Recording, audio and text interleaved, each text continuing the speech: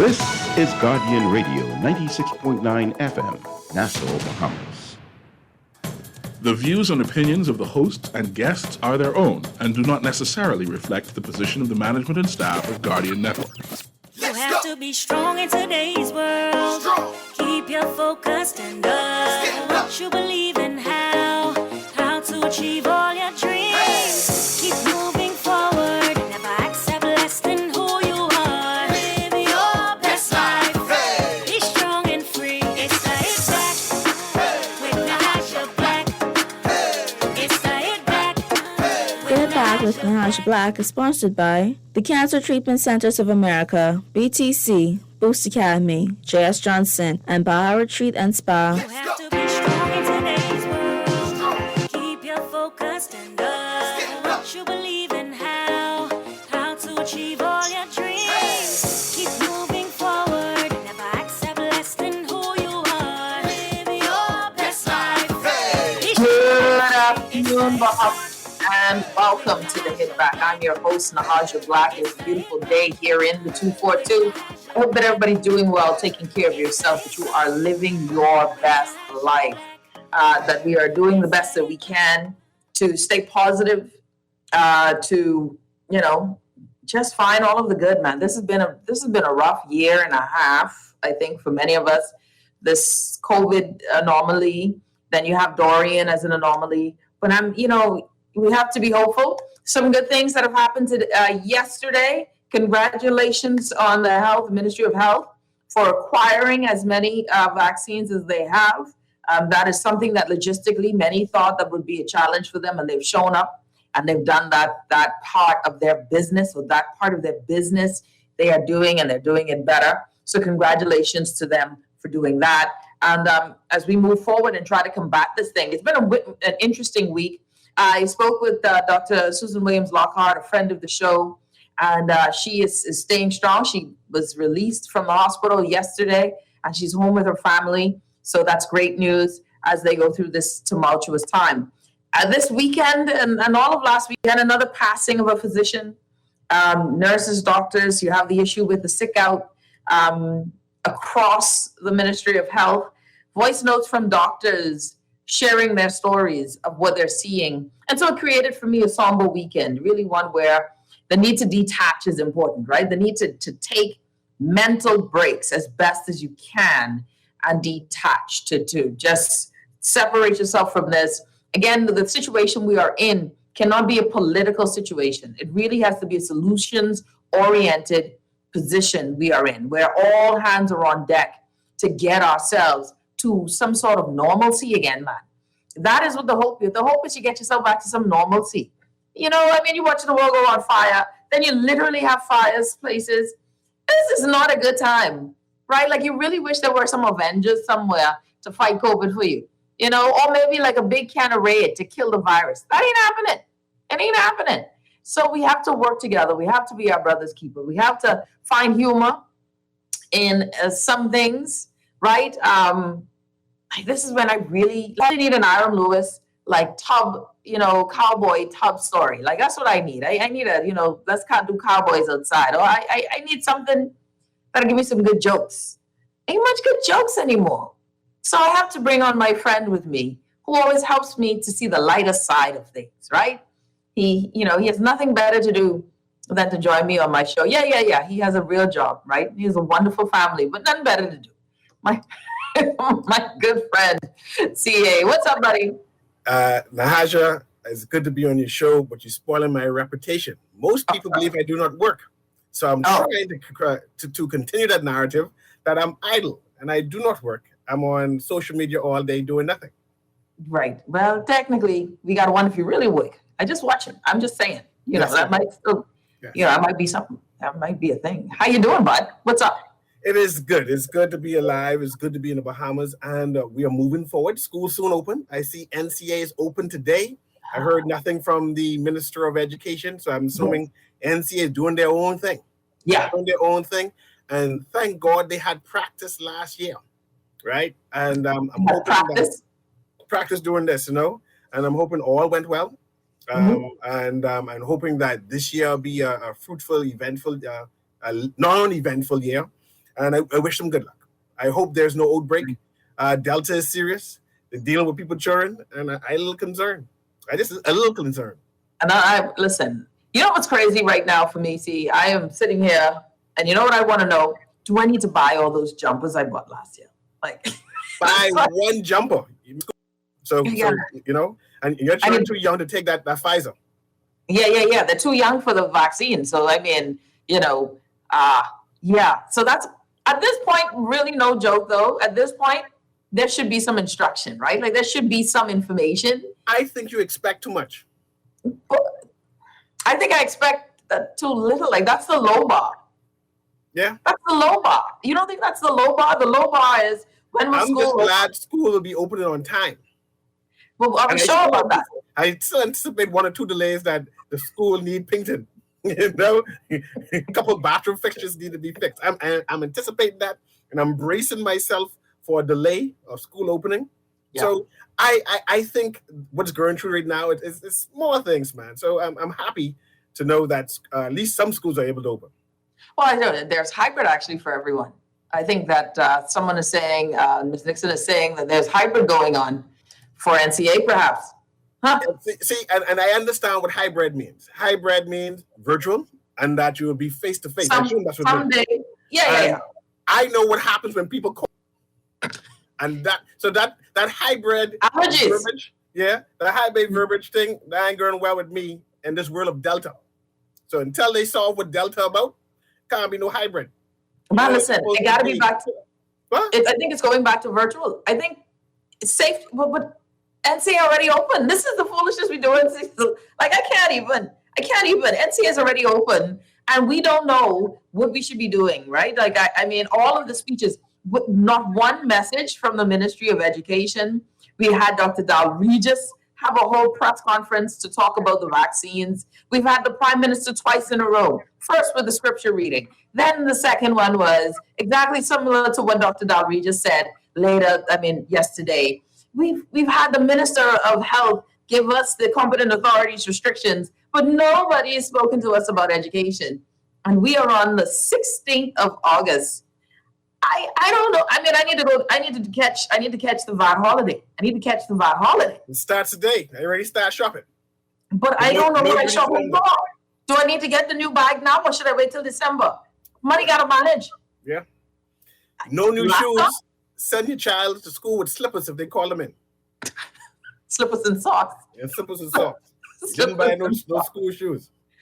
The schools, Lord. Well, the schools now have to do what they got to do. Did you get any information from your school? I didn't even read my email. I got information about school fees. We always get that. No, that one's constant. No definite information about hybrid or virtual, but I assume that's going to be happening. I see I got some information about swimming activities. Okay. So the information is coming. Just that when you want a comprehensive plan, they say, well, this is what I'm going to do. I haven't gotten that. But I'm watching NCA. I'm watching the test subject. Test subjects. People children not test subject. It is what it is, especially dealing with our children. And so you wait to see and pray that nothing negative happens. And God forbid if it does, I would be one of those people who said, I told you so, because you had time to come to me and explain to me the plan. And this is what I'm concerned about. Someone says, I'm going back to Abaco after being in Nassau for almost 2 years, and I can't get my 14-year-old daughter in school. Wow. See, education, man, we got to fix this. And did we hear what the results were from last year's experiment in COVID? Like, do we know, really how education did, how our students did last year? We heard a lot of hiccups. We know there's a lot of hiccups, but did we catch ourselves after the first term in education with the government school? Did we course correct because we fixed it? Because now we're going into the second academic year of COVID. And we don't know whether or not the first year would be considered a semi-success, a failure. What was wrong?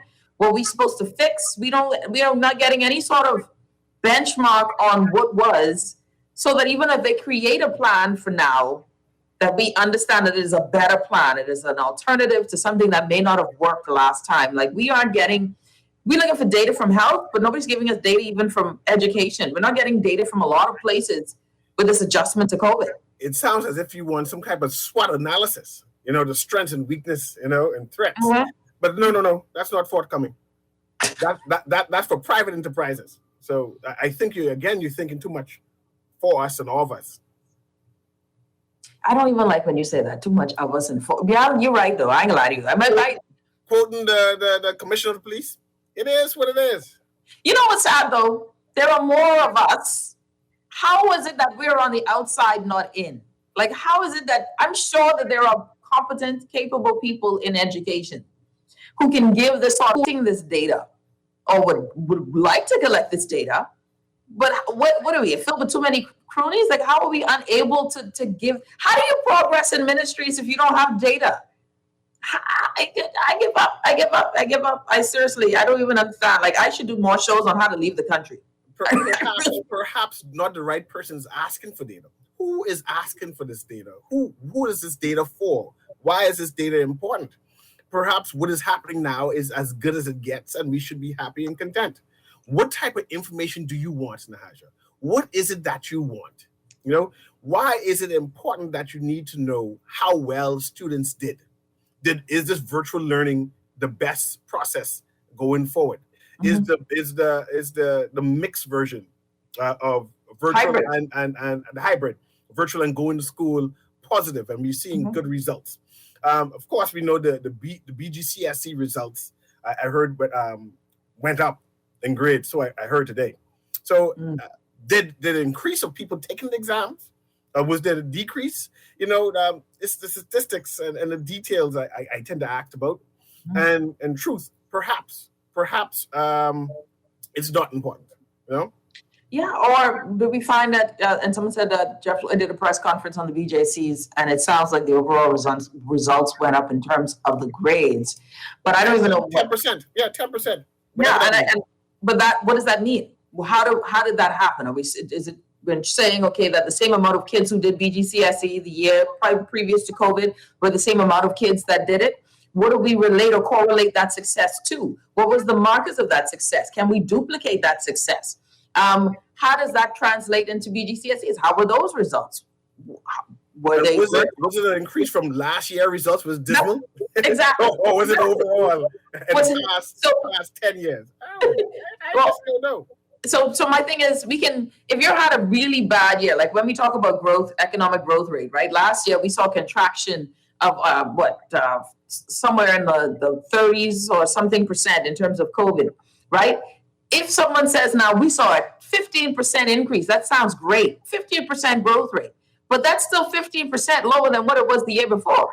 So you're seeing a bump, but it's not a reality of where we were prior to the drop. So when you talk about the numbers, like you mentioned just now with grades, if it went up 10%, like you said, compared to the worst year, then you're marking it. If we had the year previous, people were all D's, D's were 56%, and you say you improved by 10%. So when the average is 30, we're still not as good as we were before. So that's where this data needs to come in. And the reason why we need data in education is if we are actually having a plan to have a success plan, a success chart.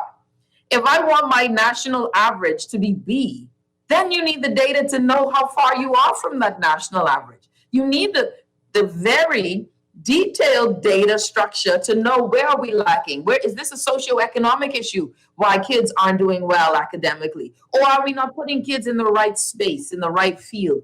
Do we find that folks that who are more into the tangible or the technical things are in their right space and field? We're not doing anything with education. So just the data of knowing if we are better at this COVID thing, we can't get the information on how school would open.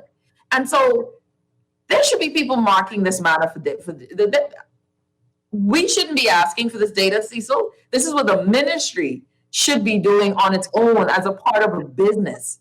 But again, these businesses don't have key performance indicators. I shouldn't be begging for it. Man, I give up. I think we should do more shows about the Exodus. All the job people. Get this. Is this the best? I don't know what to say. I feel like this is a merry-go-round, like a bad merry-go-round. We got to take a break. Let's take a break. You're listening to the Hit Back with Nahaja Black, Guardian Radio 96.9 FM. We will be back right after this.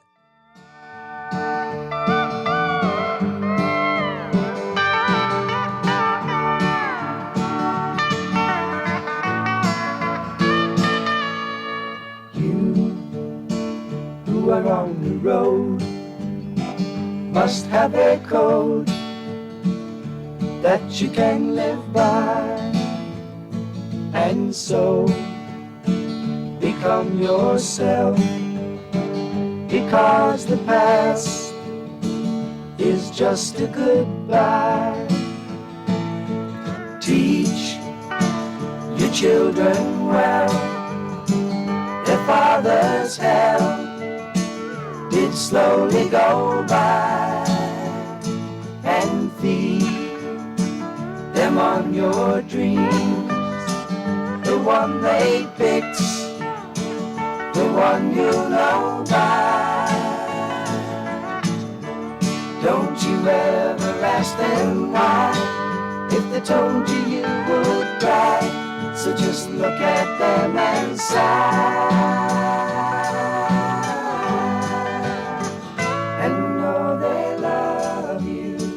Got prostate cancer. My family didn't know if I was going to live. At Cancer Treatment Centers of America, within days, I got an appointment. They presented me with treatment options, and we set up a robotic prostatectomy. When my scans came back, there are no signs of cancer. They don't see you as a number, they see you as a part of the family. I'm going on with my life. It's a real gift. Call us at Cancer Treatment Centers of America.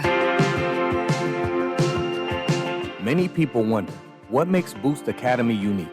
Maybe it's our 8-to-1 student-staff ratio, the emphasis we place on student individuality, our focus on numeracy, literacy, and creating better citizens by sharpening students' critical thinking skills. One of our many talented teachers, program facilitators, and mentors. Or just maybe it is our commitment to taking full responsibility for your child's education, no hidden fees or costs. Regardless of what it is, let us help your child reach their full potential. Boost Academy is currently enrolling students of grades 4 through 12. Visit www.boostbahamas.com to apply now. At a time when jobs are hard to find, crime is a concern, and Bahamians are uncertain about the future of the country, there is one paper you can rely on as your source of news and commentary. The Nassau Guardian delves deeper into the issues. We ask the tough questions. We tell your stories. If you haven't already, pick up a copy today. The Nassau Guardian. News and views that matter since 1844. This is Guardian Radio, your station for up-to-the-minute news, intelligent, interactive, and engaging conversation. 96.9 FM.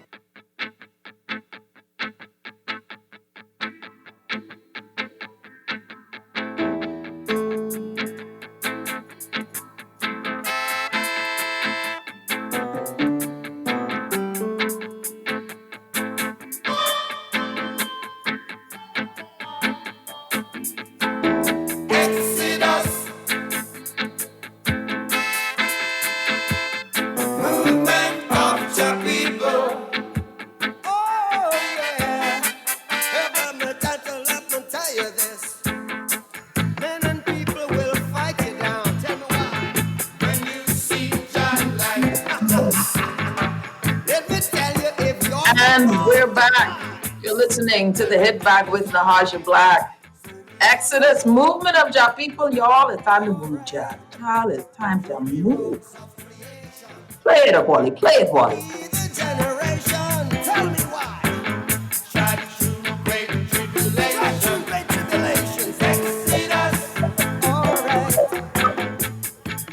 It's worship right now. That's it. You feel the need to go. Oh, Lord. You're listening to the Hit Back with Nahaja Black. Sia and Yuri joining me today. There's so much, so that, you'd be like, you know what, Lord, I just need to grab my stuff and pack it. You ever see that meme where the black man was just packing up all his crap in the suitcase real quick? Time to get out of Dodge. I feel like that's my whole life. It's time to get out of Dodge. Was that the Jeffersons? Moving on up? Yeah. To the east side. I know how far east I can get. One east is in the ocean. You can't get no further. Lord have mercy. It's a pleasure to have everybody. I hope everyone is doing well, taking care of yourself. CA Newry joining me today. CA, I'm going to continue waiting for Ministry of Education's big announcements on school and its protocols, etc. You're supposed to poke them until they speak, Nahaja. Keep on poking them, and they will react. You think? It ain't look like a voice. Some people stay sleeping on the job. Some people don't like getting shamed. They don't like their name being called. And I think that you have a platform where we can demand that the Minister of Education speak, and you dictate to him what you want him to speak on. You cannot come here and talk about things that I don't want to talk about. Go with me. I like you. Go ahead. No, go. I want to know what happened when school opened. I want to know what the plan is, and I don't want to know it later. I want to know such now. The explanation of the results of BJCs and BGCSEs and the analysis of it should have come a month ago.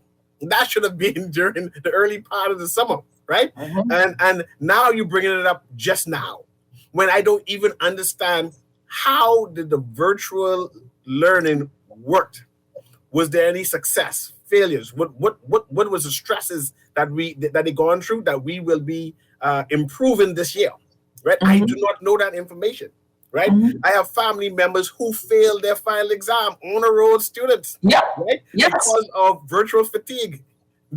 When they go in front of the computer, they minimize that and go on YouTube. Yep. They ain't studying nothing, right? Uh-huh. And then I have average students who are making 4.0 and still can hardly read. That's it. You get that grade. That was wrong. Say that part again, Cecil, because there's some serious grades curve going on right now. How you make 4.0 and you still have struggling to read? Something is wrong with that. You know? We need to have these discussions. And not later, sooner than later, right? And I'm concerned. I am concerned. Yeah. Someone says, y'all realize the teachers mark during the summer break. Yeah, well, and you know what? And mind you, right? I see the excuses. And we are so used to mediocrity that we put all kind of matter of excuses. 2 weeks before school open, he can bring the grades now, right? And we say, no, that's the best of the Bahamas radio. No. And we celebrating that. But my thing is that for me, that is sad news. If teachers are marking well into the summer, and we're now coming to the end of the summer, right? Coming into the summer, then that isn't even fair for teachers. There has to be a better way in the system. And by the way, I want to say something. Last year, the amount of pressure placed on teachers in this digital entry for schools with the software that barely functioned, when it was easier to just go to Google Classroom. Then you have to tell teachers, no, you're not just teaching virtually, but you will have to teach in person, or you know what, come into school and teach, right? And we're doing it all virtual, but come into school. Sit down in this classroom where it's hot, rather than in your comfort, and teach this class. And or make sure that you have your timeline. What do they call that thing? Oh Lord, the teacher's plan. They call it. I can't remember what they call it. All of a sudden, I can't get to it. But when they're having their planning for class, and make sure that you have it ready for us for the entire grade to execute a digital type teaching course in 4 or 5 days. Like, this is the sort of pressure teachers were put under. Now we're in the end of the summer and they're still grading papers. So where is the system, and how is that functional? How is this healthy? Lesson plan, thank you. It was hard work for me just now. Lesson plan was hard work. But all of this shows that the process of education, because you remember I used to say my biggest pet peeve before COVID was that we would come to the end of the summer and schools would never be ready on day one of school opening. Let's make a major on that, Nahaja. But you know what the excuse is? The excuse was, it's because the budget is declared in July, so we get our monies then, right after the July budget. And I'm like, well, you don't have to do that. you could schedule it so that you get your monies before the budget even talks in June. You could have and rewrite the budget where you get paid for school reopening before the next budget cycle, like right before. But this is, and we wonder why. And that's why I think it's all a big racket. You pay more for private school because government schools public schools aren't giving you what you need. And so it's all funding to pay for education. And we still don't measure whether the paid education is as great as it could be versus public education somewhere else in the world. So for me, it's all a big racket, and we still can't even get just fundamental things right. Like, show up and tell us what is going on with schools. What is going on? Give the teachers some respect so that they know what is going on, how to prepare, how to plan. Schools opening on whatever day. And do they know if they're going to be virtual? What about their health? Are they being mandated to take a vaccine? If they have to go into class and the Delta variant is there is no mandate for them to take the vaccine. So they're putting their health at risk. And that young kids who cannot get a vaccine are also spreading COVID-19. So what are you doing? Like, what is the plan? You're putting all kinds of people's lives at risk, and you can't show up with a plan. Show up with a plan. That's your one job. Your one job we paying you $80,000 something more dollars for, plus you get a member of parliament check. Show up and tell us what is going on. That's it. But just tell me what's going on. That's all I want. Tell me what's going on. I don't understand. And like I said, most Bahamians don't think much, don't anticipate much. This is the best this is going to get. We anticipate a speech with a lot of religious talk, right? And then we anticipate that the parents is going to be punished and say it's your job to do this and your job to do that. And we anticipate to say where the students steal the laptops and they broke the laptops up and they sold the laptops, and people will make excuses for it, right? Well, like someone says, I would take my slow time grading if my pay was late. Someone said, exams are taken in May and marked by hand, and team leaders verify those results and get paid in December. And last year did not get paid until the end of March. And we celebrate that. Yeah. And then we have the audacity. This is what frustrates me, Then we have the audacity, Cecil. When we have a national crisis or global health crisis, the audacity to talk to people and say, well, Bahamians just dumb. Yes. Oh, forget that. We just dumb? Yeah, that's what they say. What you talking about dumb? The dumb that y'all refuse to up the ante on education? Yep. The dumb where you refuse to give our children the best? I don't know if Pindling, when he was thinking about education for all, would think that this was the standard of education for all. When that was what it was called, free education. Was this the goal? Was this it? Just to have a bunch of schools, a bunch of cronies around getting contractors to clean the schools and nothing happening? I assume that he wanted us to be the best of the Caribbean, that we will be the benchmark for the Caribbean, and all will come and say, wow, look at those Bahamians, and then mark their manner as the national anthem proclaims. But that's not happening. I don't necessarily think that we Bahamians, in terms of productivity, in terms of educational, in terms of performance, are the best in the Caribbean, right? Yeah. And we are content. We are content with what we are producing at this present time, right? I know people mention this D grade, whatever that is, right? Mm-hmm. And we have been content with that grade for decades now, right? This is as good as it gets. I'm not sure if we'll ever get a C, And the humor to it is a C's a 64. Yeah. C's a 64, Nahaja. We can't get the 64. We can't get the 64. It's just, and this is where you always know, the Bible talks about, where your treasure is, your heart is also, right? I always know where our treasure is, as a leadership, as government, as leaders. I have yet to see an administration in recent years in my lifetime, being a millennial, or they call it a zennial, the one with the X. How you pronounce that? Zennial? I know. XENNIAL. Okay. So anyways, where in my lifetime, there's truly been an investment in young people, where we look at our children. Not as the piecemeal things where, oh, there's a debate competition that some entity did, and you know, those who can debate go there. There's the central bank is doing an essay competition, and those who can. No. I'm talking about overall, showing our children that you matter. You are the foundation.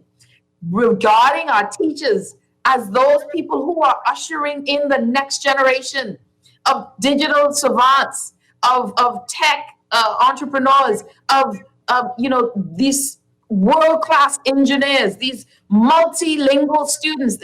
We have no plan. You can tell we have no vision, because our vision would start with our children. Our vision would start where we say we are creating people, molding people to build this next level. And I mean, oh my God. I mean, even with sports, we cut the budget as soon as we came into office and shut it down. Y'all won't have the final world relays that we agreed to? Nah. Shut it down, get embarrassed. When the young people have to go to Doha, they got to beg. International articles saying Stevie Gardner got our young people, our athletes, money to go into the World Olympics. But now when they win, we ran your pom-pom waving. Someone, seriously? But I digress. Just tell me when. What is the plan? What is the plan, Minister of Education? What is the plan? Can't believe the Prime Minister said he'll be back in some weeks. I think he meant that it's the BJC report that is good. That's what he meant. That he'll be back to give that BJC report. The BJC, yeah. They think COVID will be gone. And the BGCSE report, then the GLAD report, and perhaps in the future, you'll hear something about when school opening. Someone said 56 is the low C now. So 64 is a high C. Lord. Someone says, what is the last street we named after Bahamian scientists or their Crown Land grant? Sips tea. Someone says, blame the parents for not being a part of their kids' schooling to put pressure on those who are in charge. And I hear that, and you're right. There are some parents who aren't involved. And I'll say this too. This is where, my mom left school when she was 14. Yes. Right? She was 14 when she left school. What I saw, what motivated me was my brother. My brother was that academic in our house of 6 children. And I saw him studying. I don't know what motivated him, but I was motivated by him. There's some things where some kids may not see that motivation. And it isn't because the parents aren't interested. The parents don't know how to do homework. In this time of COVID, there are a lot of parents who can't help. Jesus, look here, man. Listen, Cecil, I got a degree. Let that child come to me with her grade 4 wig. And I look at her like, Google that. I ain't even gonna lie. Let's Google that together. I can't help you. How y'all start doing counting in tens and blocks and rows? What is this? Who taught you to me? And I understand because I went through the same thing. And my point is, and I made this point sometime last year with you, that we have a number of broken parents. We know they're being broken because they had issues when they were younger and they didn't learn properly. And now we are demanding that these broken parents teach children, and only thing they can push forward is more brokenness. Then these children need help. These parents need help. So imagine a parent who have issues even looking at a computer, can't turn it on, and telling the child, well, Zoom is on, right? And they're talking to the computer, but computer turn on and help the child, right? And the computer is not responding. So there needs to be checks and balances and after school care that parents can do their part by just sending their child, right? That's the best I could do is right now, pay whatever I need to do to send the child. But to definitely sit there in front of the child and say, child, I just don't understand. I can't count in 2s. I can't count in 3s. I don't know no multiplication. I have know nothing about the Bahamas, so I can't help you with no history. I can't help you in Spanish because I can barely speak English properly, right? And you say, these parents need to help their children. How when they're broken?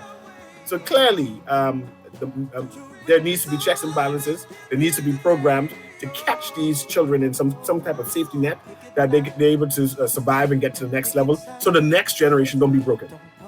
John asked if I would like to have the Minister of Education on. Most definitely, John. Hook a sister up. Let's get it done. Because it would be great to have him on. I tried other means. So let's make that questions, Nahaja. Well, I mean, I tried other means. You may have to start those questions in. John has the hookup because the ones I had, they ain't working for me right now. So I can text in and ask him when he can make this speech about what's the plan is. Yeah, that's the thing. I mean, this shouldn't be hard. We got to take another quick break. You're listening to the Hit Back with Nahaja Black. Someone says we don't need Minister 2.0, and my brothers and sisters, we need answers, decisions. That's a good one. Blame the parents and leave the broken MOE system in place. Yeah, what it is. Director of Education. Maybe we should get the director. We need to get someone to answer these. My God, the fact that you have to act to say we need to get these questions answered, this is too much. We got to take a break. You're listening to the Hit Back with Nahaja Black, Guardian Radio 96.9 FM. We'll be back after this. Bring some understanding here today. Pick it loud and pick it sound. Don't punish me with brutality. Come on, talk to me. You can see what's going on. Yeah, what's going on. It is never easy to witness nature's wrath. One single named path of destruction over the course of a few hours, sometimes minutes, sometimes seconds, can change your life forever. When a hurricane strikes, be prepared. Let the insurance professionals at J.S. Johnson protect you, your property, and the ones you love. Be prepared. Visit the insurance experts at jsjohnson.com. J.S. Johnson Insurance Agents and Brokers, giving you peace of mind. Enjoy an elevated mobile experience with BTC, giving you unlimited talk for the best conversations, unlimited data for all your online fun, and unlimited roaming to stay connected while overseas. For just $50 per line. Unlock unlimited mobile talk, data, and roaming when you sign up for BTC Superfast Fiber Internet with speed starting at 100 megabits per second. Enjoy more great savings and value. Upgrade or sign up today. Visit any BTC store or btcbahamas.com. Conditions apply. Do you know you can get your business cards designed and printed for as low as 18 cents a card? If it's a poster you want, you can pay as little as $6 a square foot.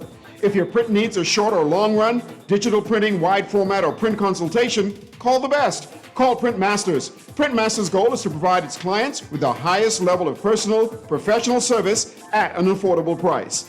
Our state-of-the-art technology also makes working together efficient and easy.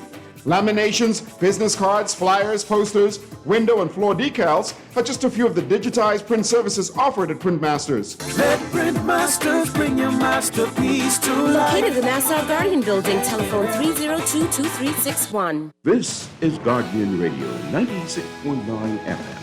Fresh news, smart talk, all day.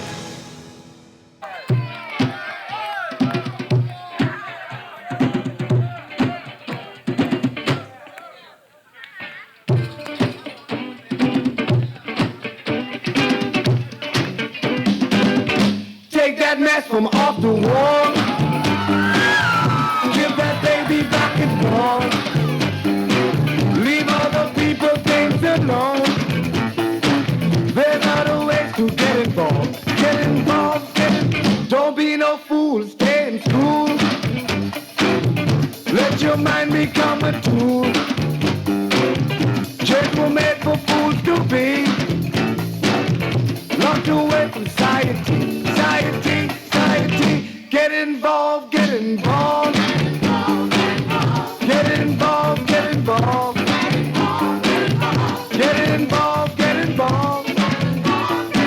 There's not a way to get involved, everybody. You gotta get involved. Don't be no fool, stay in school. Get involved, Lord. Don't be no fool. Get your children in school. Child, this is a tough time. We got my good friend C.A. Nuri joining me. C.A., welcome, man. We're talking education at this point, and then we'll be talking on the other side of the break about morale and all of that stuff. But this education thing is a big deal. I wanted to, and John said, he gonna hook me up. John, send me a private message, please. Send me a private message. You can go to you on my page, send me a private message. Let's set up the date so we can get the minister on the show. I think John got the hookup. I like John. John is very confident, and I'm working with John. Let's do this. Yeah? What day you open for the minister on the show? Tell me this, I'm ready Friday. Open, ready. Friday. Open, wide open. Let's see if we can get John on. I know who Monday would like to have on your show. Who? Miss Wilson, right afterwards. You know, let's compare notes. You know, let me text her now to let her know that Mr. Jeff Lloyd will be on your show on Friday and Monday. She'll be right on Monday. She there. She there. That open for her. That slot. That slot is all Earth. After all Earth. Right on that slot is all Earth. So, but okay, there's an interesting point here. Family planning. Okay, I wanted to say this. Okay, this is a good text, and you can't see us, so don't worry about it. It is sad, but they are responsible first for their child, cannot support them, don't have them. While COVID showed us how the government can supply more resources in terms of linking technology among our family islands, providing tech in school, etc., the first job of the parent is to help their child. COVID has highlighted that what we always knew, and many keep having more and know they can't afford them. Now, that's a whole question of family planning. One day, Cecil, we have to have a show on our social responsibility with children, right?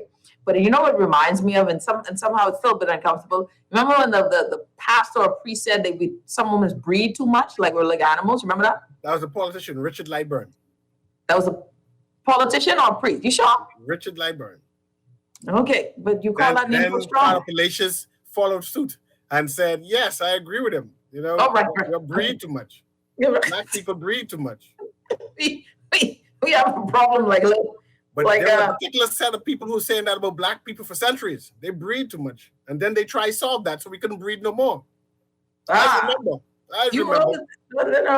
But there's a thing that you have to, at some point, really discuss, too, the whole family. Don't worry, they'll try again. We keep on excusing these idle talks. They'll try again. They'll stop it from breeding again. Listen, the person who's John is really connected. I feel confident about this. I'm feeling good. I think that we will get the Minister of Education on Friday. I'm feeling good. Feeling good. You think that'll be the national address? Because we need some answers, buddy. We need some answers. All right? We need some answers with how school is opening and how it's working. And, at this point, the answers have to be strong. We need to know exactly what we're dealing with. And that, it has to also be, because I'm surprised teachers haven't done what the nurses, what the lab techs. I'm surprised that we didn't see more educators outside and saying, we're done with this. I think that that's interesting to me, that of all of this leading up to the school year, and maybe that means that teachers are feeling more confident this year than last year. What do you think? I think they realize complaining makes no sense. It is what it is. They wait for the minister to make a statement, and they will respond to the statement. They are unionized, and the union itself, the union will respond for them, right? Mm-hmm. I don't know what it is the Ministry of Education's plan for them. I don't know if they are be required to be vaccinated or not. I don't know if they plan to implement what they had last year. I don't know if they will be encouraged to take the vaccine. I mean, it's a national encouragement. We see that students are being encouraged to take the vaccine. I'm not sure how much students and parents would allow that, the type of response. So we're going in blind. We just we will have to wait and see. I don't know if there's another outbreak. Will they close the school down again and go strictly to virtual? What would require outbreak? 1 person, 2 person, 1 incident, right? I just don't know. So we just all have to wait. And hopefully when and if Mr. Jeff Lloyd comes on your show, he can answer that. If there's 1 person tested positive for COVID-19, will they close the entire school down? Well, what happened last at the end? Because don't forget now, things went back. Coming at the end of last year's school year, schools found themselves with infected children. This was different because a lot of times at the beginning part of the wave, we weren't getting children coming to school positive. Then we started getting children coming to school positive, infecting teachers. And this was the scenario we were, afraid of at the first time. So when March of last year, when the Prime Minister shut it all down, that was the concern, right? Mm-hmm. So, because if you remember, that was the thing. We don't want children getting the virus, even though they may not get sick, they can spread it to Grammy. And so we need to shut it all down. I wonder, was there even when because I remember St. Anne's, St. John's were the first, I think two of the first to shut theirs down, I think, if I remember correctly, in private schools. Was there a national thing where we shut it down after that, or did we just, like, I can't remember. But at this point, I think the private schools shut down and the public schools continued for a while. Mm-hmm. Yeah, well, so at this point, I would think that this would be something that the ministry has already figured out, and we are ready to go. But we got a caller on the line. Caller, you're on the hit back. Welcome. Hey, Haj, what's up? It's your boy. How you doing, buddy? I'm good. Listen, I hope that our teachers out there are listening to what we're saying and trying to get vaccine. All right, this Delta variant, ain't nothing to play with. And you know, we just finished last week with our pharmacy conference. We were talking about all these different sort of things, and the fact of the matter is, the variant's changing the game. So, you know, if you're a teacher, you got to understand that you're stuck in a classroom with 20 to 25, maybe 30 to 35 people who could be carrying the Delta variant or something worse. You need to be vaccinated. Yeah. You need to be vaccinated. And so, you know, hopefully people are really looking and learning and not listening to the fake news and the naysayers and the, you know, Bill Gates trying to get a microchip in your arm and all kind of, you know what I'm saying? But anyway, I just called to say it's good to hear you back in the radio. Good to hear, even though CA is still on Facebook, you know, agitating everybody. So. Doc, let me ask you something. The concern of AstraZeneca and pregnancy. I know the CDC for Pfizer and Moderna, but I don't think we heard anything about AstraZeneca and pregnancy. You're a chief pharmacist. What is the vaccine when it comes to its effect on women who haven't had children before or who are pregnant and wanting to have kids? So keep in mind that one, the CDC is not going to have anything on AstraZeneca because it's not a U.S. vaccine. CDC only deals with stuff that's being actually made and marketed and sold in the U.S. But when you look at the fact that AstraZeneca is a vector vaccine, it's a traditional style vaccine, all right? So the same basic principles apply in terms of pregnancy. There's no real risk. We want our pregnant women to monitor after they get the shot for the after effects that sometimes become an issue for anybody, which are the chills. You know, sometimes people may feel a little faint after getting any kind of shot, including the vaccination. So I personally tell patients who ask me about it, don't get it in your third trimester because you're already uncomfortable. You're standing, sitting, whatever else. You can't sleep, you can't do anything else. And then you take a vaccine that's probably going to make a little bit edgy. It's just going to be more uncomfortable. So I tell them, if you're planning to get it, try to get it before you're 6 months. If you already passed that time and you need to get it, go and get it. All of the studies show that there's no safety issues for pregnant women. Thank you, buddy. I appreciate it. I'm glad that you said that. Thank you so much. But hey, we need to do a segment, you and I, on this topic for sure. Love you. Thanks so much. You're listening to the Hit Back. We got a 5 o'clock news hour. C.A. Nuri, my good friend, joining me here on the show. We will be back right after this.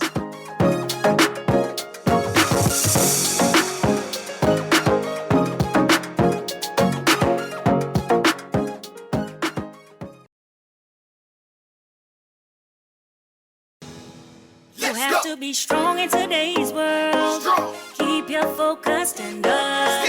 You believe in how to achieve all your dreams. Keep moving forward. Never accept less than who you are. Live your best life. Be strong and free. It's the Hit Back with Nahaja Black. It's the Hit Back with Nahaja Black. It's the Hit Back with Nahaja Black. It's the Hit Back with Nahaja Black.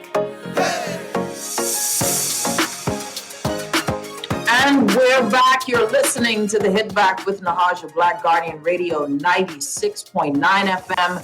Everyone, I hope you're doing well, taking care of yourself. C.A. Nuri, my co-host today, good friend, love him like a brother, makes the meanest pepper sauce ever. Shout out to all of his Fox Hill roots. You know, that's idol on Facebook, but can make a pepper sauce. That's how you know he's my good friend. C.A., good to have you, buddy. It's good to have you on the show as always. I also like to congratulate the Ministry of Health for rewarding 2 nurses. They got $100,000 each. The sacrifice they made, and there was a number of nurses I see have succumbed to COVID practicing, and it's a sad thing. But I'm happy to hear that the government is recognizing them. Hopefully they're able to recognize a few more. It's very unfortunate, but I'm glad to see that they took it upon themselves to give a little something to the family. I mean, it doesn't bring the family member back, but it helps. It shows that we appreciate them. That's a bomb in Gilead for some. Yes, You can imagine if the mummy was the sole breadwinner. I have some concerns there too. Let's go there. Let's switch gears a bit. We are expecting. I spoke to John. We're working on the minister. He could not promise Friday, so that was already a little sidewinder. Like, I'm not sure about Friday, but we'll try. So we're hoping that the Minister of Education will join us on the show to give us some details on the upcoming school year. And we need this to happen ASAP. We need this to happen not at the end of the 3rd week of August. We need this to happen now. But anyways, let's switch gears a bit because I want to go to this honorarium discussion. Who's gotten what are the rules, the parameters, the standards. And the good thing about giving funds to persons who've lost their lives in service to country, so in service to fighting this battle of COVID-19. I think it's a sticky wicket in the situation here. One things first, I personally didn't like the showing of the family or naming them in the public in a time when crime is high.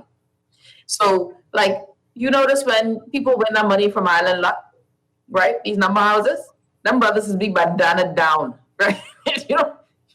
I think that, just safety-wise and in future, I understand that you want political points. It's a press conference. You want that brownie points to say you did something. But I think, too, that for the safety of the individuals, that's a lot of funds, and that we don't want a target painted on their backs. So for future, that we consider this before we need this political showmanship on all of that. And so that's good. But the question is, or the known fact is, there's a lot of people on the front line who passed away directly from COVID-19. It's more than those 2. So then what is the standard? What is the marker, right? Right now with the honorarium, I don't know, see if you saw the lists. Yep. The lists. Yes, circulating. Yes, circulating. 3 lists. Those who are physicians, then you had nurses, porters, and that was a short list too. The nurses, the porters. I don't know what list the driver and the assistant was on because I don't know their names. I don't know which ones they were on. And then you had the Freeport staff from the RAN.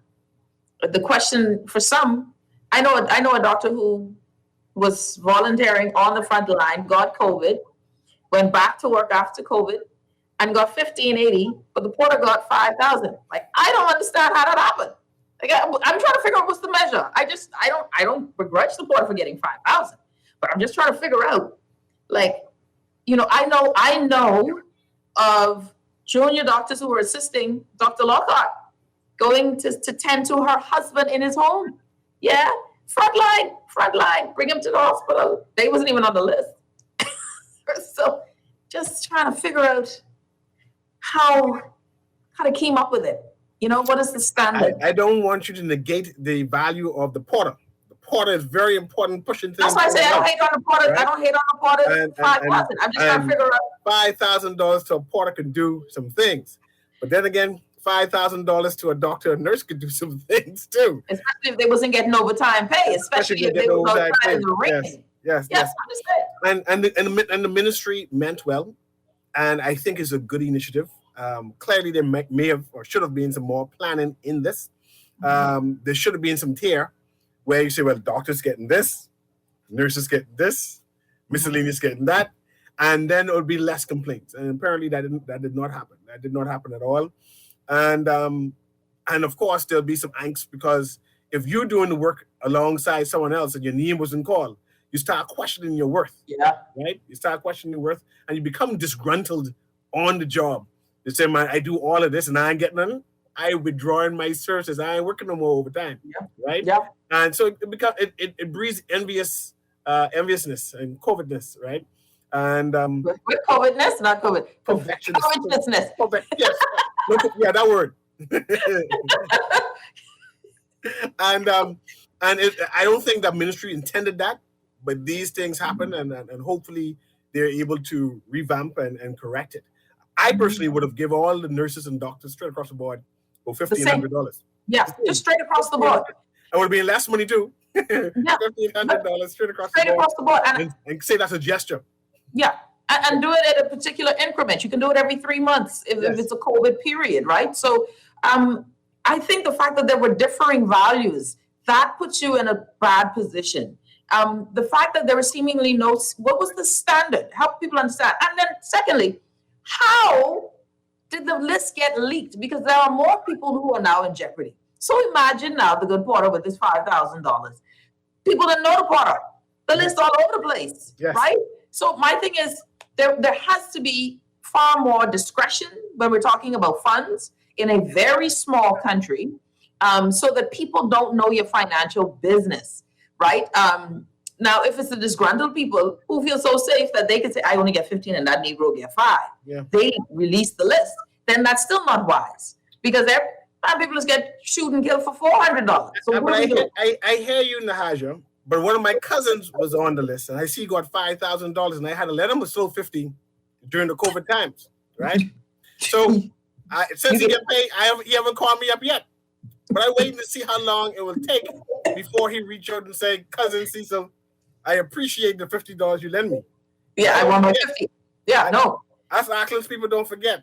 So Well, I I see say- how long it takes. But I see It you could be got a fast 10. all the time, all the same.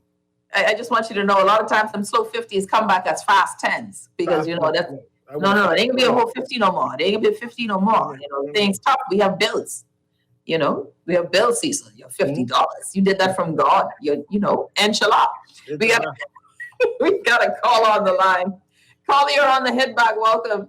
Yes, good afternoon, Ms. Black. Can you hear me? Yes, I can. Thanks for calling.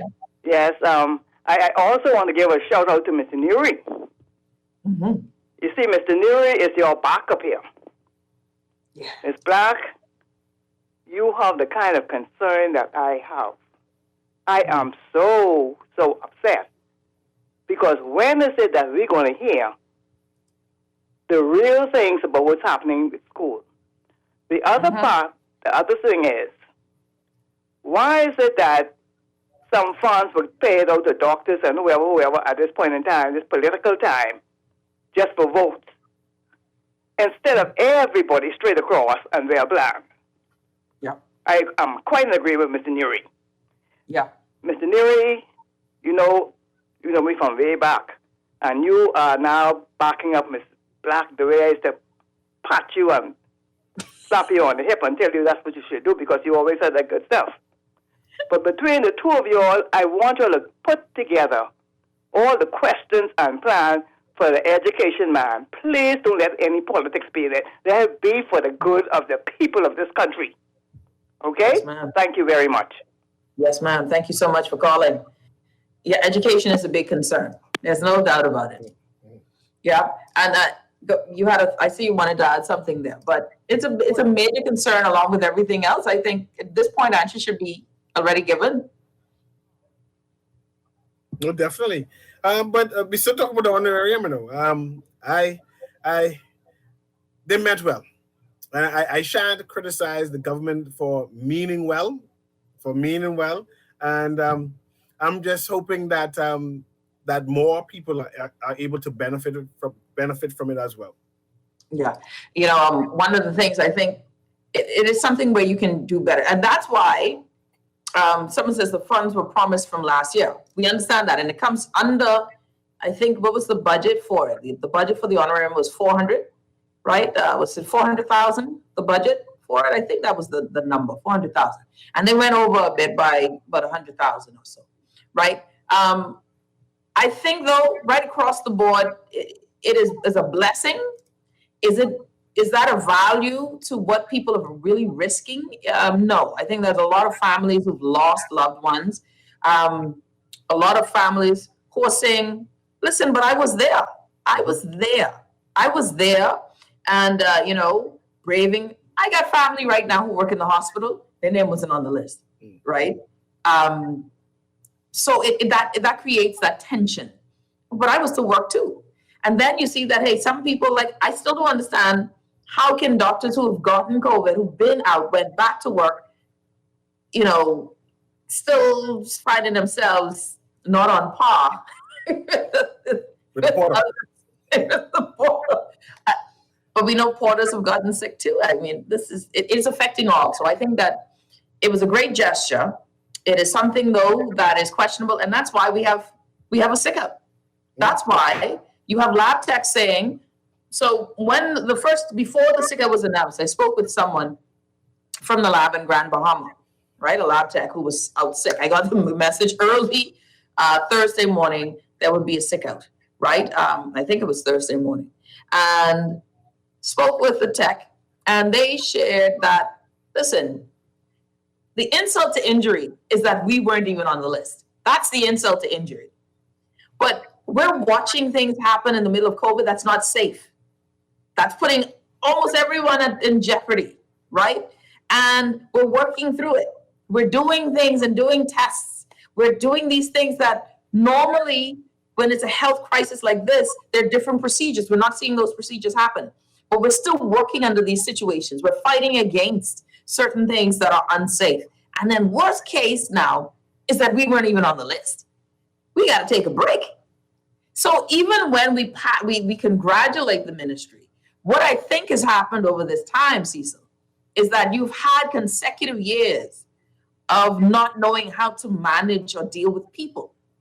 And that lack of management of people doesn't give you any grace. So now you've lost all of your credit, you know, all of what you had before, and you're running on negative zero. So now you have in a pandemic, people using the only leverage, calling it a sick out, right? Only leverage is a sick out. And they're going to be sick for a while until 2 days, and then they go back to work, slow working. Mm-hmm. And we have this revolving door. And this is affecting everyone. But I don't even feel bad. I can't. If my loved one was in the hospital, I'd be devastated. I would be devastated if my loved one was in the hospital right now, because I know there's not enough people to take care of them. So we are in a precarious position, but I think it's incumbent now on the government to start with a sense of humility and go back to the drawing board. PHA, we need to resolve these issues. But they over budget. They done spent an extra $100,000. It's too late for that now. Yeah, no, it ain't never. Trust me, Cecil. So you suggest we borrow more money? Cecil, ask how much money we still need accounting for. It ain't a problem if the government is mismanaged its money, you know. It doesn't mean that money. You're concerning me, Miss Black. Miss Black, you're concerning me. Sound like you want us to borrow more money. Cecil, how much money we borrow when we still didn't get what we supposed to get? That's the past tense. I talk about now. You want us to borrow more money. But if now it is something where the funds that were supposed to be before could have resolved the issue, you need to go and figure out how to fix it. It ain't for me to figure out how to fix it. You know, you need to figure out how to fix it. Because if you borrowed before, but it didn't go to those things that can build a nation, that can go to the things that can assuage the concerns of the people who you say you are in service to, then you go back to the drawing board, figure out where the money is missing, or not missing, but misappropriated or misspent. Figure out where the waste is. Do some key performance indicators. Maybe you could solve and patch up the loopholes and the big holes in all of our government entities. Get some money from there and pay the people. This is not a time when we can dilly-dally dance and try to put guilt on folk. This is the only time when people have leverage. If I was a lawyer, I'd say use all the leverage you got. Use your leverage, because there's no time when you're going to have leverage. We already see when there was no pandemic and the doctors tried to use their leverage under the legal tenure of an industrial movement or agreement, where the government steps in through the use of the court and gets that stayed and forces the junior doctors to go back to work. But it's the same junior doctors that they're trying to get rid of, that they're begging to come back. But then those same, you got your senior house officers, a lot of them aren't on the list. So get to work. This is on them. I don't feel sorry for the government. You figure out where the money is. You figured it out before. Find it. Pay the people. There's no time to dollar wine. There's no time to slap up. Pay the people. We got to call it real quick, then we go to a break. Caller, you're on the head back. Welcome. Well, good afternoon. This is Belinda Wilson calling, and I'm sorry that y'all have already fixed from education. Belinda, don't be sorry. Don't be sorry. We got to take a break, and we're going to switch back to you. I don't want you to... Yes. Wilson is good people.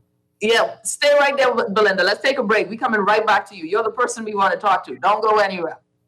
You have to be strong in today's world.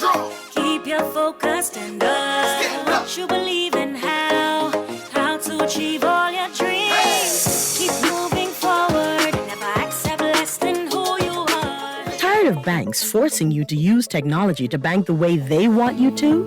Your convenience is important.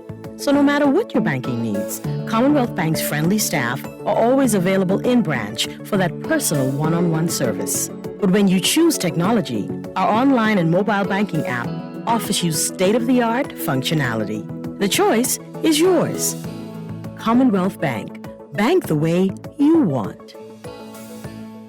Enjoy an elevated mobile experience with BTC, giving you unlimited talk for the best conversations, unlimited data for all your online fun, and unlimited roaming to stay connected while overseas. For just $50 per line. Unlock unlimited mobile talk, data, and roaming when you sign up for BTC Superfast Fiber Internet with speed starting at 100 megabits per second. Enjoy more great savings and value. Upgrade or sign up today. Visit any BTC store or btcbahamas.com. Conditions apply.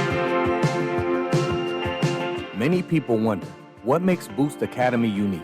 Maybe it's our 8-to-1 student-staff ratio, the emphasis we place on student individuality, our focus on numeracy, literacy, and creating better citizens by sharpening students' critical thinking skills.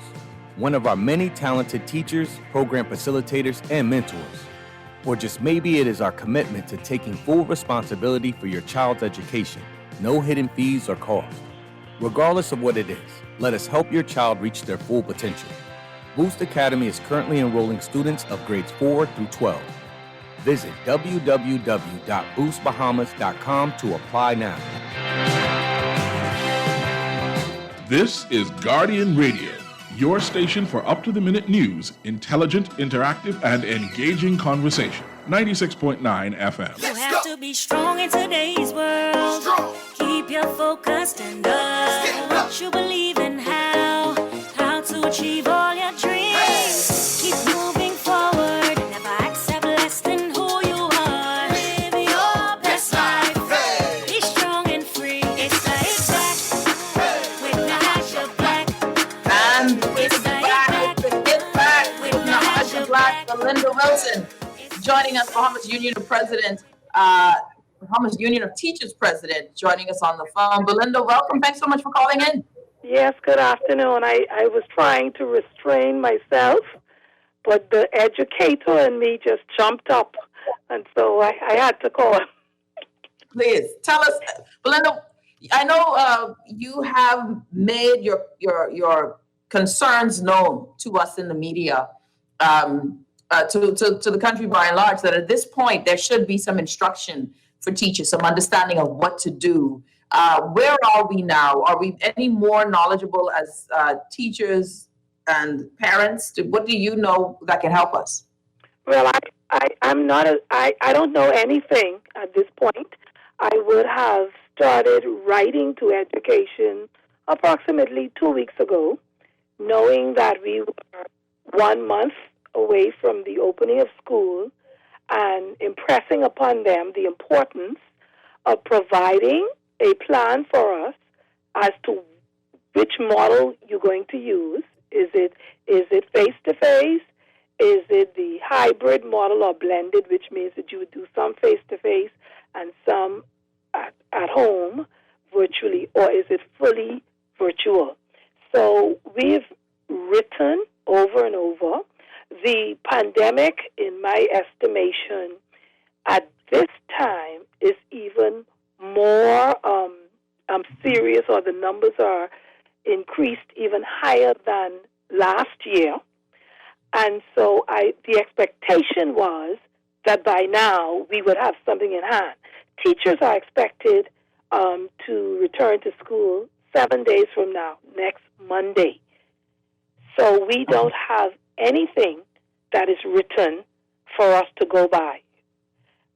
Sometime last night I got a message that the minister will have a meeting with us. So we're awaiting the date and time of that meeting. No date yet. No specific. There's a message that there'll be a meeting, but there's no date for the meeting, Linda Wilson.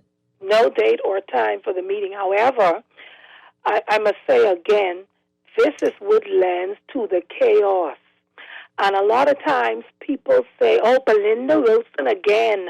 Oh, she's saying this, she's saying that. Well, someone needs to say something in the Bahamas because everyone else is silent and waiting to see what the other person is going to do. So I have a duty and an obligation as the president of the union who has to articulate the views and the concerns of my members. And as we speak today, the members are concerned about returning face to face. And I would have said it earlier. It is not business as usual. And I know I heard you say earlier that you were wondering why the teachers were not out, let's say on the streets or out under the pavilion or under the tree in the schools. Let me tell you something. We had a lot of action at various schools on different days, and it depended on whether there was a positive case. So we did a lot of action, some of which hit the media, some which didn't.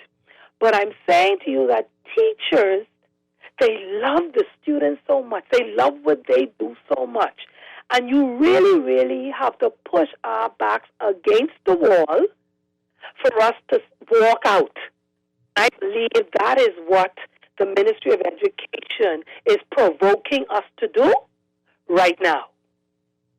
Belinda Wilson, Bahamas Union Teachers President, on the line with us. Belinda, let me ask you, what is the atmosphere surrounding vaccination?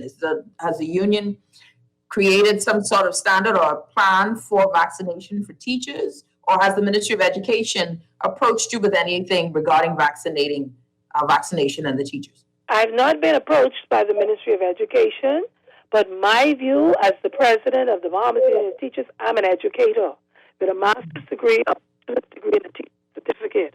I do not have any certification or degrees in medicine. So I'm not even touching the vaccination as to whether or not a teacher should be vaccinated.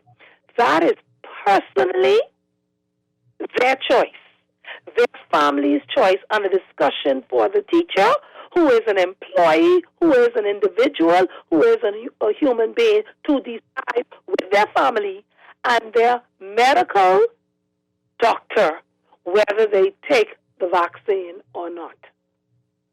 Is there, when you look at this situation now, of course, we don't know what the plan is with the reopening of school.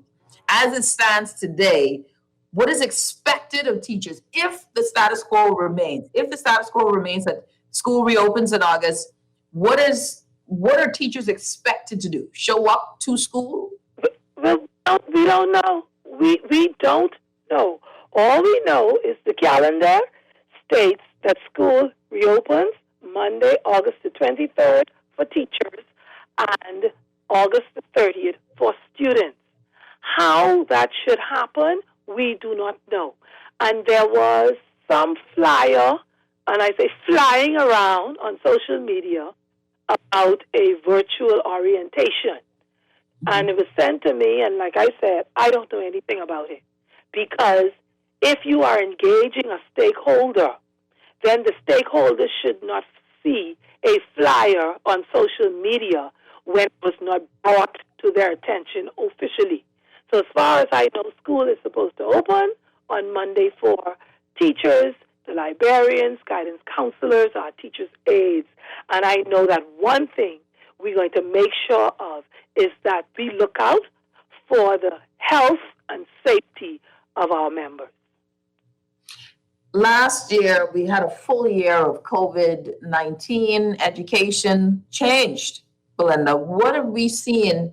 Have you gotten any data or information from the Ministry of Education on how that process of virtual learning and the hybrid process as well, how that fared last year? So how did our students do? How did education do? How did teachers do? Do we have any data that can give us an idea of last year was a success or what we can tweak, anything of that nature?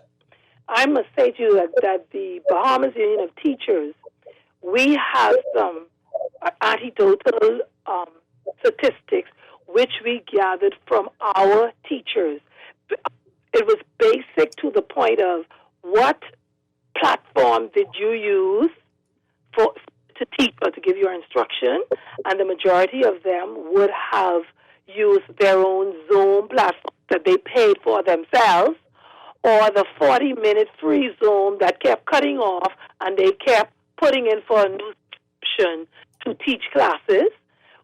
Teachers would have shared with the union if they had a class on paper of, let's say, 35, 38 students. Some may have seen 8 of them for the whole year. Some saw 2 in a whole class.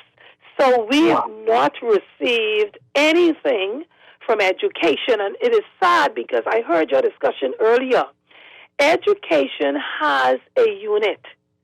It's called the planning unit, and they are very efficient, and they keep the statistics. But I always drive home in the meetings when education try to discuss with me policy. I always ask them, what is the data that you're using to drive this policy? And they could never answer. So they seem to be making policies by the women's fancy from the seat of their pants, and it's reactive. It's not proactive. So they hear the union say something about something, they run and try to fix it. A parent get on the radio or the television, or they see a parent on the news saying something, they try to run and fix that. They are not visionary. We do not have visionary leadership. And in fact, I believe, forget about the COVID for a moment, because if you have standard operating procedures in place, then when the COVID arose, then all you needed to do was to revise what it is that you had. But they have nothing. They do not take recommendations, good, sound recommendations, and they get offended when they are called out in the public because they are petty-minded. And I keep saying, if the Ministry of Education, that's from the Minister of Education down, if they do their jobs adequately, then there's no need for the union to get involved. So when you do not do your job, then it is our job to put our feet to the fire and keep you in order. Let me ask you this final question here, Belinda. And I don't know why I'm saying final, because I might have another one afterwards. But let me ask you this, Belinda Wilson, Bahamas Union of Teachers President, on the line. What does the union, or what have you heard from your teachers? What do they prefer to happen come August 31st? Do they prefer virtual? Do they prefer hybrid? What have you heard from your constituents? Okay, let's take it this way. There are 171 schools on 29 islands and keys. So when you even look at the COVID-19 dashboard that comes out on a daily basis, it tells you the islands or the keys or the areas where the COVID numbers increasing. So, for example, let's just talk about an Auckland or a Maguana. If you have Auckland or Maguana where they did not have a COVID positive case, say for the year, you would have probably 30 children in the entire school. So it's like 36 children in the entire school. We have some teachers whose classroom has more than 36 students.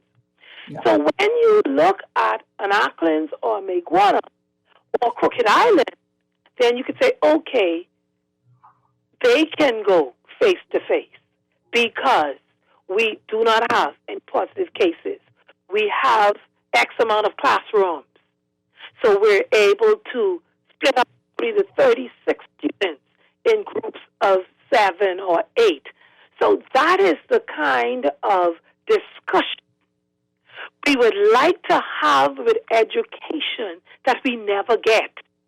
It's always a brush. You just sweep in the brush. No. What we're saying is look at every school on every island and key. Review what resources you have. When we talk about resources, classrooms,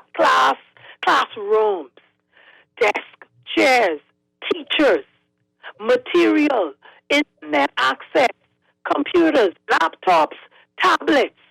So you look at what are the resources that you have, and then you plan based on the resources that you have available to you. But we can't get that in-depth discussion because they're always on the surface. The discussion is always on the surface, and it's always tentative. We think we're going to do this. So you would know that in those areas, small schools, small community, no COVID cases or very few COVID cases, okay, we may be able to take the chance to face. When you come to New Providence, 38,000 students, 2,500 teachers, 57 schools. Some of the schools have 1,000 students, 1,300 students. Then you know that you need another plan for Providence, and that's the way how it should be done. Belinda Wilson, let me ask you this. I did say final, but I'm Baptist. So let me ask you this one here. Is there any excuse for why you haven't? Do you believe that the ministry has any reason for why you haven't been given a plan yet? What I've been told is they're looking at the plan that they presently have and they are reviewing it. But my thing is you're reviewing it at the 9th hour. Furthermore, you are reviewing it absent of the important stakeholders. That's your teachers. You're reviewing it in the absence of students, parent-teacher association. You're reviewing it in the absence of the other unions that represent various other categories of workers that are in the school system. All of us help to make the system run smoothly. And I keep telling them what they keep missing. They keep missing the influence that a union has on its members to push, to promote the ideas that you have. If you sell the ideas to the union and you let the union be a part of what you are doing, then we are the persons who go out and do the public relations on your behalf. But no, they figure they can plan it and they're ready to have the depth, and they've shown that they are competent. But they keep doing the same thing over and over, then coming to the union and say, oh, this is what we plan to do, and then we have to push back. And we keep saying that we're the educators. We have the degrees in education. We've been in the service over 30 years. And you came for a time, and you'll be moving on. We are going to be here because this is our career. Belinda, I will be looking forward to the Minister of Education's statement ASAP, because we have no date, right? No date I'm whatsoever. like and say, Minister, when you make your statement, the children tell me, make it. What did I say, Belinda? You broke up? I said, when he makes the statement to him, like the children say now, make it make sense. No long talking. No don't slapping slap up, nothing. like they say. Make it make sense. That's right. Thank you so much. Belinda Wilson, thank you so much, my love, for calling. We appreciate you here on the Hit Back. Thank you so much. You're welcome. You're listening to the Hit Back with Nahaja, Black Guardian Radio 96.9 FM CA. We'll get your thoughts after the break. We will be back right after this.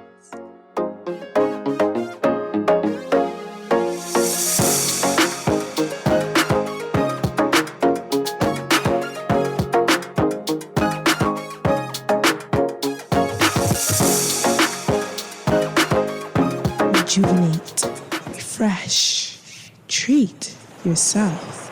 Immerse yourself in total comfort. Pamper yourself. After all, you're worth it. Relax. Rid yourself of all life's stresses. At Baja Retreat Anti-Aging Spa, you will find everything you need to enhance your body and spirit.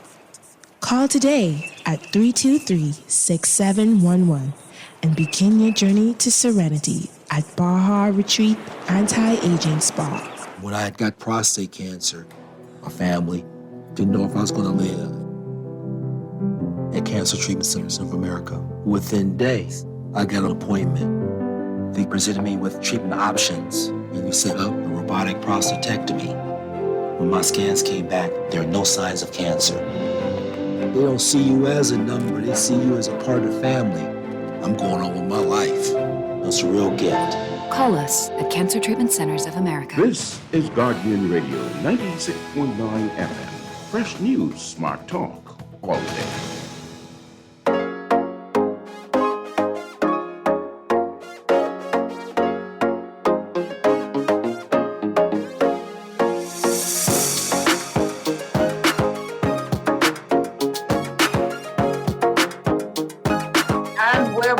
Listening to the Hit Back with Nahaja Black, Guardian Radio 96.9 FM. Got my good friend Sia Nuri joining me. Sia, what were your thoughts, man? It's always good to have Miss Belinda Wilson come on and explain the concerns of the union. She put forward some great questions, and that is needed to be answered. I anticipate between now and next week, the minister will speak. He will address the nation and explain what it is. What is the plan for the Ministry of Education, and what are the challenges and what are the accomplishments from last year to now? I am a little concerned about the platform that was being used. Perhaps we will abandon that. I'm not sure if we have a contract for that $1 million platform, or we go into this Google Chrome or the other platform. Also concerned about the equipment for the kids. Yeah. You know, will there need to be a cry to have devices again, right?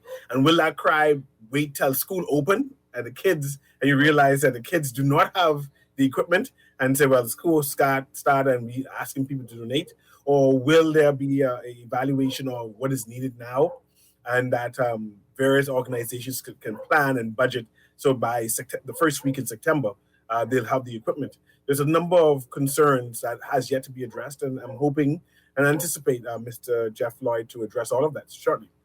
Yeah, and our source and our know-it-all person, John, says that the National Address for Education will be on Wednesday. So let's see. John got the hookup. We got a call on the line, though. Caller, you're on the hit back. Welcome. Yes, good afternoon. How you doing, man?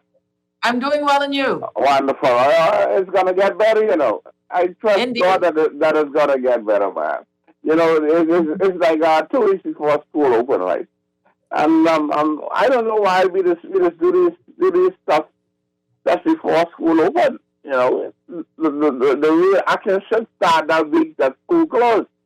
You know, because there's thousands of students. You know, and Jeff Lloyd, you know, he was the good guy that I knew back then before this office took hold of him, you know.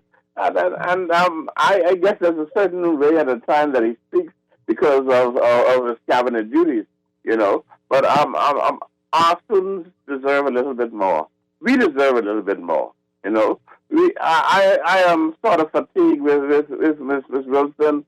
Every year that the short school over, like she say, somebody got to say something because ain't nobody saying nothing, you know. And she's doing her endeavor best, you know, with the voice that she's got and the stuff that she know and networking. She's got a membership that she's got to defend. I understand that. But, you know, it is so hard to take politics out of all of this because one would think that we were lashing her because of politics. But no, she's got to defend those teachers. You know, our children also too. Okay, to go back into those classes. Yes, the Pfizer is here, but is it safe for the kids to take it, Nahaja? Would you take your kids to get a shot? No, not my young kids, but for 12 and over, it has been deemed safe by, the science. So parents have that choice. Okay. And one more thing, too, before I go. Do you think it was right to give those people $100,000 across the television in this pandemic with a lot of people who ain't got no job? And those criminals out there? Yeah, no, I didn't think it was wise to do it on TV. I think it was now you see how desperate the politician is, right? Yeah, that was definitely that's desperation for the politician. You can come on, man. Nobody does that. Okay? No, you put those people's lives in jeopardy for $100,000 just for your publicity. Reverend Ralph got to go where he going, man. Oh. I try to be sure. Thank you, buddy. Appreciate the call.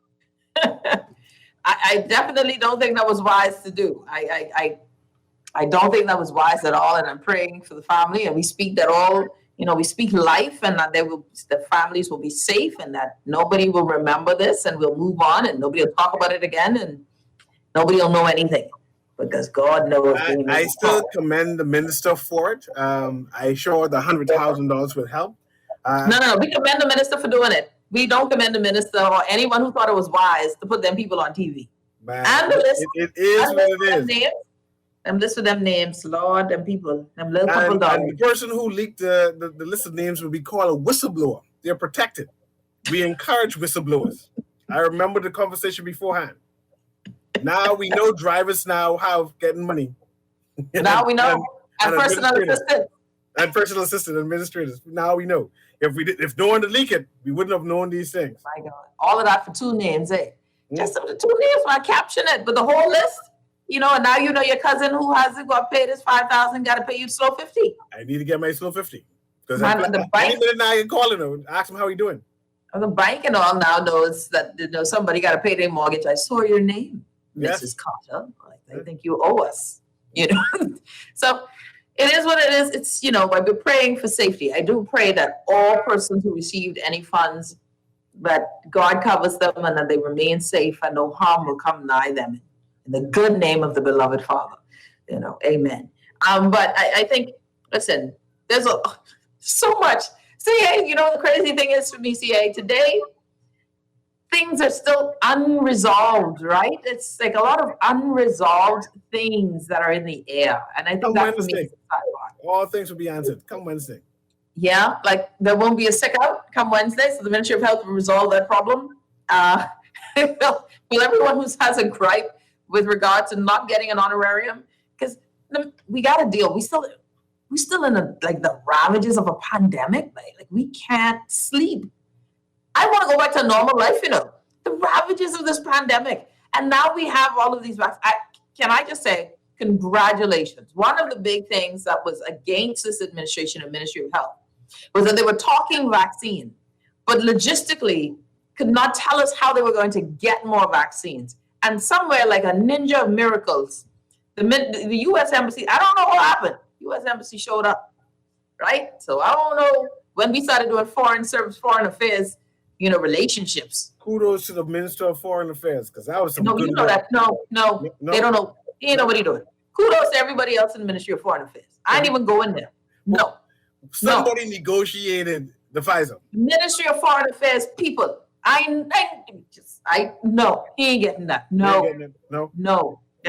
That's one bridge. That's $134 million bridge too far. I ain't going there. Now we have more than enough vaccine. We have 2 sets of Johnson & Johnson coming. One we paid for, and then one going to be donated. So everyone who wants to get vaccinated can get vaccinated. We don't have no shortage. We even have the equipment, the refrigerators to store them and all. So that's something to be commended with. I did note that the BUT president did not or said that she will not push the vaccine per se from her platform, but allow each member to make that personal choice. I didn't know that. That's different. It's a personal choice. I don't think you can at this point. It's a personal choice. I encourage everybody. I'm saying it out loud. But you can encourage people, but it's something where you can't mandate it, and that's the thing. And the union, I'm sure you know what? That's a point I didn't get. What is the union? Yeah, she didn't say she planned to encourage. Yeah, she said they had to make their own choice. Yeah, and I'm picturing come Wednesday when the ministers speak. When the ministers speak, will he encourage teachers and staff to take the vaccine? Yes, whereas the president of the union says she's not going to go on that wicket. She's going to go in there. And she's not. Yeah, and she didn't say she was going to dissuade people from doing it. No, she's not going to dissuade. Right. So I think, listen, the health, the science, everything is saying that is our way. Yes. Best to handle this pandemic, getting vaccinated. The data has shown it. One of the things that what happened, and we're going to hit this before we go, Dr. Dal Regis, in her press conference, whatever day that was, I can't keep up anymore, all days of the state. Was that yesterday? Yesterday. God, it felt like 2 weeks ago. Anyways, in her press conference yesterday, presented quote-unquote data, right? Yes. And I think, and I have it here somewhere, right? The number of data was some of the things you were being asking for about 2, 3, 4 weeks now, asking when would they produce such. Right. So we wanted to know that some data. This was the most of the data that we got, which was regards to total hospitalizations, who were vaccinated of those hospitalized versus partially or fully vaccinated, right? So this is interesting because now they're trying to get folks to get vaccinated, right? And give us information that can help us understand. Interestingly, yesterday, so they did between the dates of March 14th to the 31st of July, which I thought, was a reasonable sample. And 411 persons, they say, were hospitalized, right? Total hospitalizations. I gather that this hospitalization must be across all. No, they said, I think this is a PMH. You can assume such because the report didn't say anything. It said total, but yes, it's total. Right, and so they're saying 400 of the 411 were unvaccinated who were hospitalized. 11 were partially vaccinated, meaning one dose, and 0 fully vaccinated people were admitted to the hospital for COVID. That's what they're saying through this period. And we know that July was the beginning of that ballooning of COVID cases. So that's the 7th month is July, right? 8th month is August, right? So we know that there was this massive uptick. We saw the deaths increase tremendously in this time. Now, this is where, and I really have to go back in my numbers, CA, because this is where I couldn't recall if there was only 53 deaths in this 3-month span. March, April, May, June, July, 4 months. I thought it was more. But I thought it was more. Only 52. It's only 50. But I thought it was like 100 plus. But I thought it was over. I thought it was quite a bit more. That to me was where I was pausing. I'm like, only 53 deaths in that 4-month span. But anyway, unvaccinated deaths. 52 of the 53 were unvaccinated, and 1 death was partially vaccinated. They're saying 0 persons were fully vaccinated who died. This is what the Ministry of Health has given to us. Someone says that we just confirm that this information is based on their database. What about Bahamians that traveled to get vaccinated and have not disclosed their status? That is a good question. How was that taken into account? So someone says, count those dots on the unvaccinated chart. That don't look like 400. Y'all don't kill me. But Nahaja, I would like to know which hospital and where did these people die, right? Yeah. Was it all at Princess Margaret? Was there some on the Family Islands? Was there some at the private hospitals? I would love to know that data. I would also like to know what type of treatment they were receiving. Were they receiving just oxygen, or were they on some kind of medical regime? I would like to know that so I can understand and appreciate this data. This overarching data is appreciated, right? But I do not understand it for me to make any cognitive decision moving forward. Exactly. And it's too narrow. It's only serving the purpose of a narrative, right? So you would need more. Yeah, it's serving the purpose of a particular narrative. So it's just like literally it's like one line in a whole story, right? So it's one line in the story. Vaccinated people, based on this data, are faring better with hospitalizations and deaths. Right now, based on this data, no one has died who's fully vaccinated, and no one has been hospitalized who's fully vaccinated. But I'm sure there's far more data that we can get from this, extrapolate from whatever data pool they have, or is this the only data subset that they have, data collection grouping that they have, and when did they start this, right? We started, and obviously they started it in March, so that's right after we started vaccinations, right? So we started vaccination campaign in March. And so this is what we have, and I think... And Nahaja, out of the 400 people, unvaccinated people, right? Mm-hmm. How many of them had comorbidities? I want to know how many healthy people who had no obvious or recognized or reported comorbidities were in this number. So I could again appreciate it, man. Healthy people are also getting sick and hospitalized, right? I don't see that data.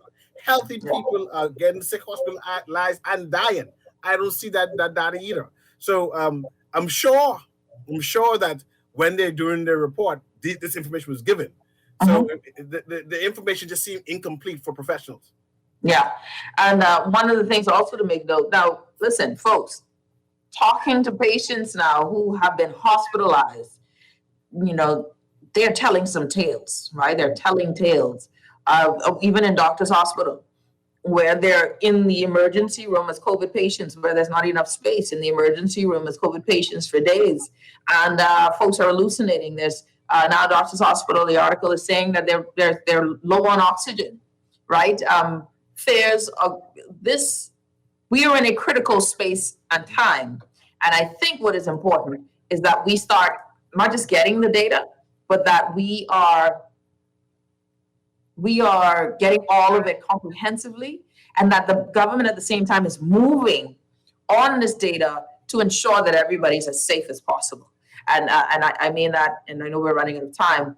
The school thing should have already been resolved to this point. I really do believe that gives us an understanding of what to do. You don't have to go and rush in for school uniforms or in crowded spaces if you know that this isn't going to be something that's face-to-face, is virtual. Give the schools a break. Government schools, literally, we shouldn't be stressed out too much about people with uniforms or not in a time when a lot of people ain't working. That's how I feel like. We shouldn't have that as something so mandatory. A lot of people ain't working. If they can provide the laptop, those who can wear uniforms, those who can't, it shouldn't be something where we're so hard and fast on that rule in particular. But it is a trying time and a lot of answers, a lot of questions left unanswered. So that's where I'm at. There's a lot of questions left. But I know we gotta go. So say bye. Yeah, man, I enjoyed this. I appreciate the conversation with the school and education. I think a number of parents, I am concerned moving forward, especially having my child go. And I appreciate the data that was given by Della Regis recently. So I want to say that. Thanks, Nuri. Everyone have a great day.